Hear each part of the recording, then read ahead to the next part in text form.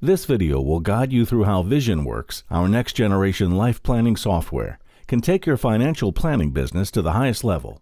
So thank you for your time today. We're going to be talking about the action equation.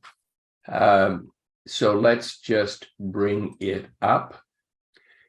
The components or the ingredients to it are intention, learning, belief, preferences, and confidence. And I want you to note the comment that I've made is that if even one of these things is missing, then it can undermine the entire plan, the entire call to action, if you will. So what I want to do is just go through the different ingredients today and relate them back to the steps of the planning process, the things we've talked about in VisionWorks. And the very first thing is intention. So we have to keep in mind that what we talk about is helping clients create an emotionally engaging, vivid, and compelling vision of life. And the way we do that, of course, is taking this button-driven approach, this icon-driven approach. So I'll just remind you that the way our brains work is we actually think in terms of mental images. So if I say winter vacation, for a moment, you have a mental image of what a winter vacation means to you. The other example I like to use is talking about children and launching. And one of the things that we've included, of course, is a wedding. And you'll remember that the brain can't tell time. So if somebody thinks wedding, it doesn't matter if a child's 5 years old or 25 years old, they still have that mental image. And what's interesting is because those mental images are tightly linked to the area of the brain responsible for our emotions, people also experience an emotional reaction. So it doesn't matter what it is that is important to people, whether it's vacations, whether it's hobbies, whether it's a child's wedding, whether it's a child graduating from university, again, vacation expenses, whatever it is, when people create a vivid vision of life, specific wants, they get emotionally engaged. And it's the emotional engagement which is really the source of motivation. So let's compare that, for example, to a retirement plan that says, how much income do you want in retirement? You know, whether it's 50,000, 100,000, 150,000, whatever it is, there's virtually no emotional engagement. And what that means is, as we go through the course of life, if some temptation comes along and our only motivation is, oh yes, I want 150 grand of retirement income, it's pretty easy to, get off the plan. Whereas if we've got specific wants, then the whole point is that they help us stay the course. If we don't stay the course, we won't have those retirement vacations. We won't be able to afford the wedding that we want for our children. And I think this is one of the things that's so compelling about, and I can't remember what they are called, but it's when people have a board on a wall where they put up different pictures of different things.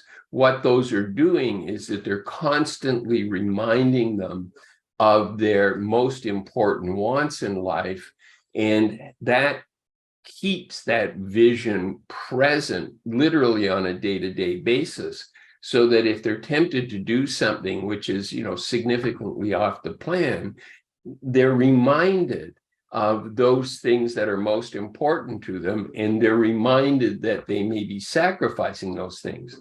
Now, that's not to say that if something comes along, we might not want to revisit the plan and work it in. But I'm talking more about sort of meaningless day-to-day temptations that, we don't even remember a few months later. So the first ingredient then of the action equation is intention. I intend to achieve this vision of life. I'm motivated to accomplish it. I'm going to stay the course. And I consider intention to be the most important of all of the ingredients in the action equation. It's the motivator. Learning is about just learning interactively. So we have to remember that learning by reading a report is not particularly impactful for people.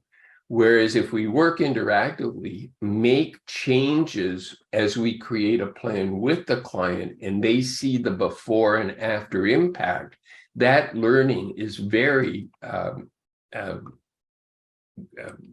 impactful for people. So let's just go to our vacations and winter vacation entry, and we'll bring up income assets. And as we can see in this projection, Bill and Sue are expected to have more than enough income assets. So when they see this and understand what this means, then they very well might say, well, does that mean instead of $15,000 on those winter vacations in retirement, could we spend $20,000 or let's make it $25,000? What would the effect of that be? So we can make a change, save it, and immediately everything is recalculated and the client can see the difference that it makes. And in this case, we can see a difference of a few $100,000, but even increasing our vacation expense by $10,000 a year, it's still absolutely affordable. This kind of experiential learning is infinitely more impactful for people than, just reading words in a report. So when we talk about learning, we really talk about interactive learning. When we are working through our webinar series, what we'll be doing actually starting next week is we'll be talking about working interactively with people. We'll be talking about tax tactics and all sorts of different things, but we'll be talking from it all from the point of view of interactive learning. Belief we've talked about a great deal, and again, the whole point, the foundation for belief in output, based on what we've learned as the plan was created, the belief, the foundation for belief is in the planning process, the learning process. We were able to create the client's vision their way. So again, one of the things we talk about is dynamic data, the ability to change entries over time. I'm not taking expensive vacations when I'm 85 or 90. I simply just physically won't be able to do it. Whereas if we had a plan which uses static data and assumes that we're as active spenders at 85 or 90 as when we first retire, it makes no logical fundamental sense. I've seen plans where people say we want to retire with $100,000 of income, and that's projected out into the future so that in actual dollars, the expectation, with no variation, the expectation is that people will actually be spending $225,000, because the $100,000 of real spending is maintained. Well, needless to say, drawing down retirement plans at the rate of $225,000 a year is going to absolutely waste through retirement resources very quickly. There's no logical sense to it. Whereas, and for clients, they may not even think about that, frankly. But whereas when we work with them and we say, well, when do you figure you won't be having that expense anymore? And they see that reduces the draw on those retirement assets in the future, then that makes absolute logical sense to people. And that then becomes an important foundation for belief. The other thing we've talked about around belief is completeness. So again, whatever the client's financial circumstances are, we need to be able to model them properly. The example I always use, of course, is an RDSP for a child. If we can't model an RDSP for a child, then the client looks at the plan and says, well, this is clearly incomplete and therefore inaccurate.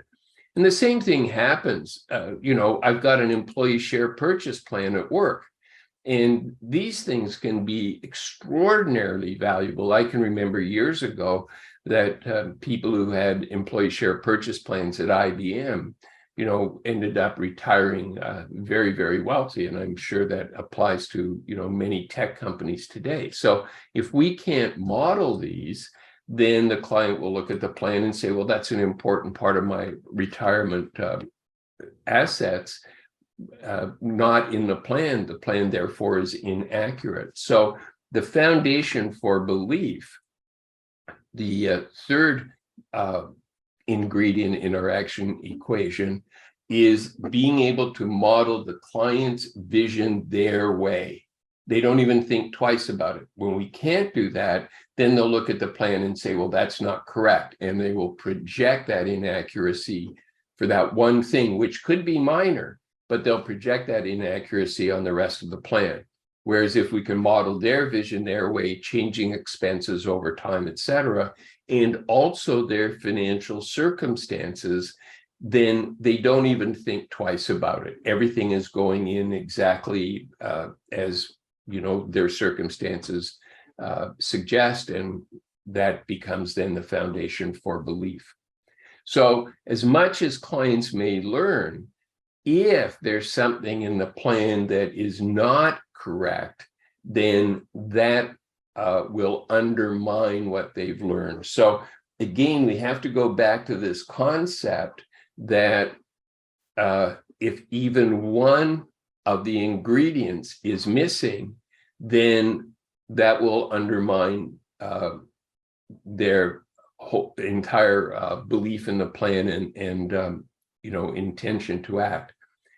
Preferences are just the way people like to behave. And the two main preferences are their values and their financial attitude. So going back to values, let's assume for a moment that we've got a client who they want to enjoy life. They want to do a lot of world traveling, all of those sorts of things. And if they save enough to have a comfortable retirement, not save to do all their traveling in retirement, they want to travel now while they're young and healthy.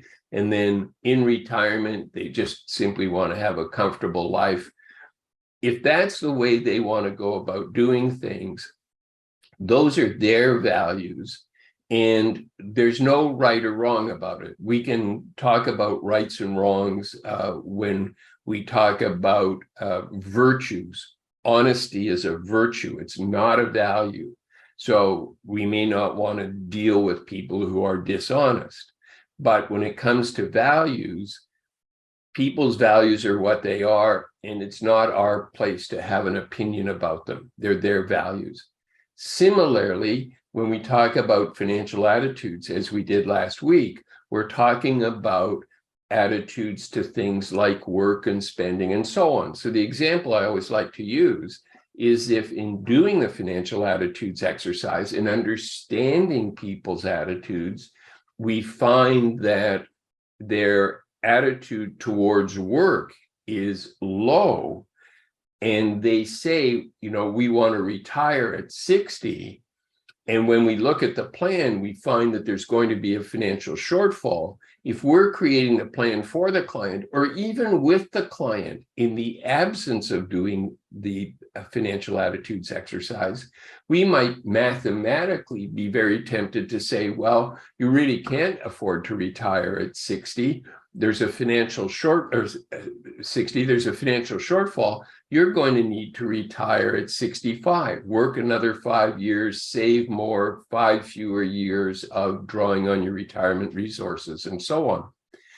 But if that person's work score, according to the financial attitudes, is below average, then that's just not going to suit them. And I guarantee you, they will walk out of the planning meeting and the plan will, get filed away. So again, it's really important that plans suit clients' preferences. If they have a low work score, we have to leave work alone. We have to look in other areas, whether it's a reverse mortgage or downsizing a house or whatever it might be. The final ingredient is confidence. And one of the big issues when advisors create plans for clients is that necessarily the planning tactics are advisor-centered. They have to be things like ways of saving taxes, portfolio returns, and so on. The problem is that those tactics are outside of the client's control. We can't control portfolio returns. Governments are constantly changing taxes. We've seen that a great deal over the last 4 or 5 years. So a plan that might have been created a half a dozen years ago that involved, certain corporate planning could be virtually useless today because the government has changed the rules around corporations. The other thing is the measurement of the plan's success is also external.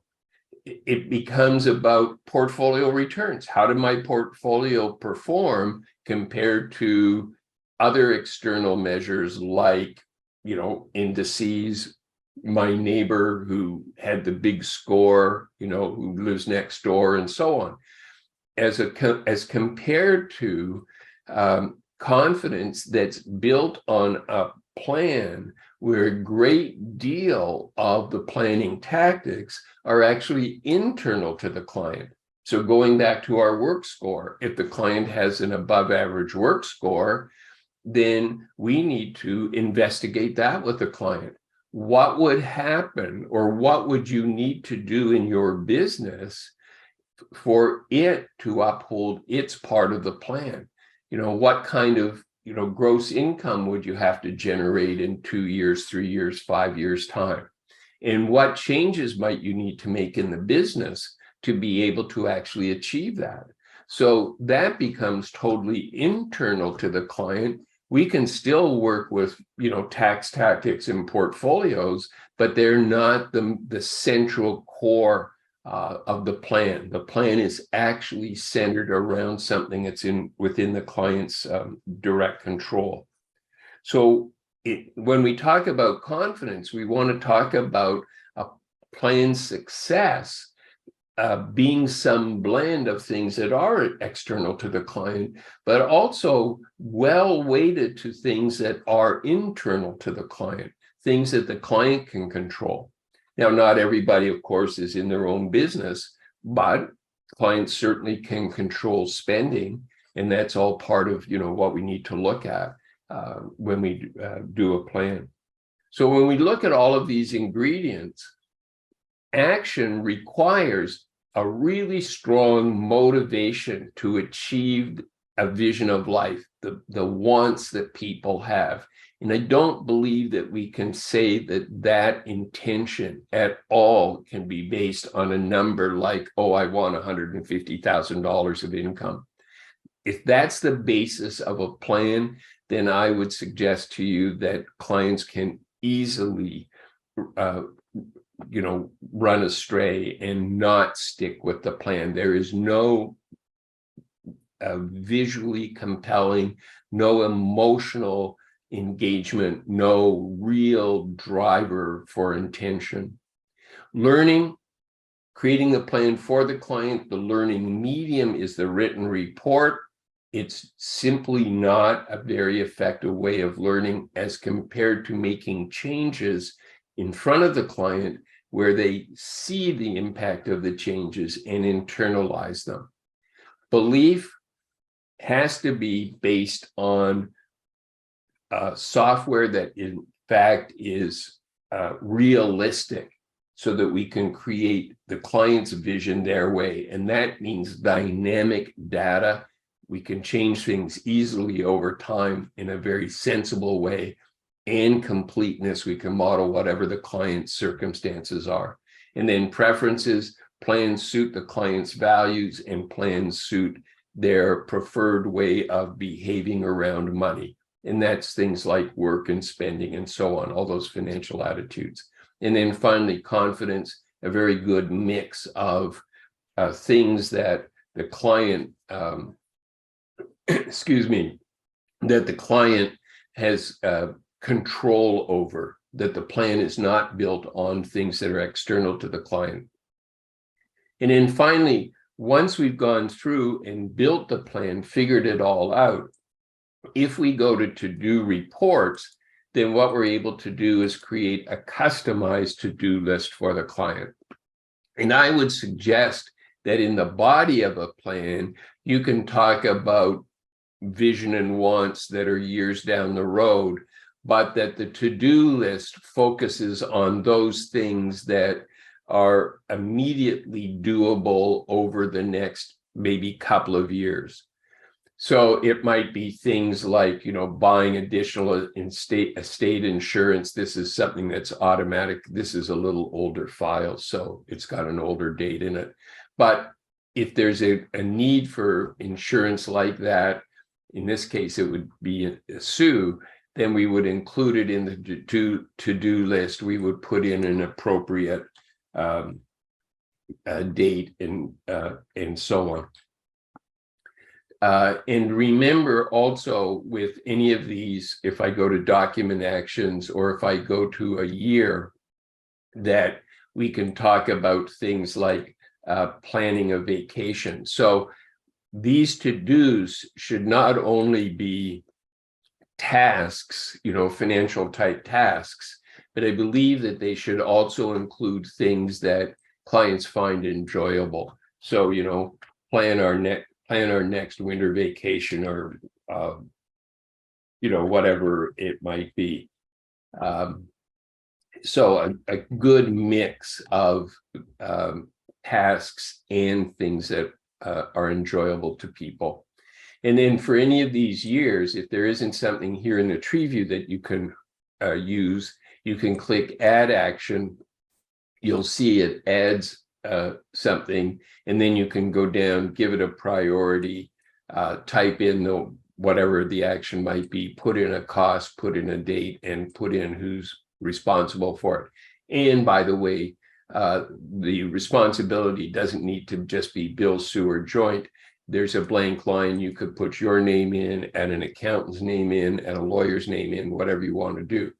So what we want to do is go through, select different actions that we want to include in the to-do list, because the whole point of the action equation is to bring people to action.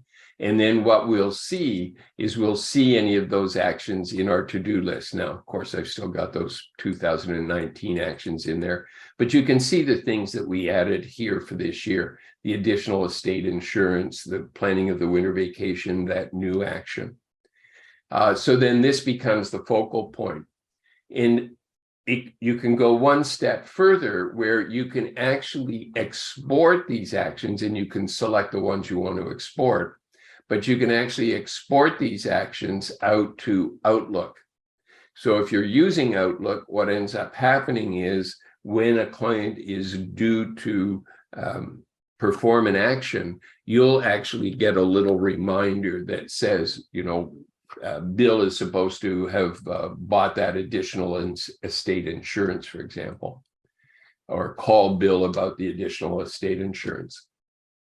So just going back to the action equation, what we're talking about is helping people commit to meaningful new behavior and experience lasting change. And the action equation talks about all the ingredients that are required for that to happen. The most important, in my opinion, is intention. And the whole core source of intention is a vision of life that's truly motivating to people. So I want to thank you for your time today. Book a demo. We'd be happy to show you more of VisionWorks' incredible features.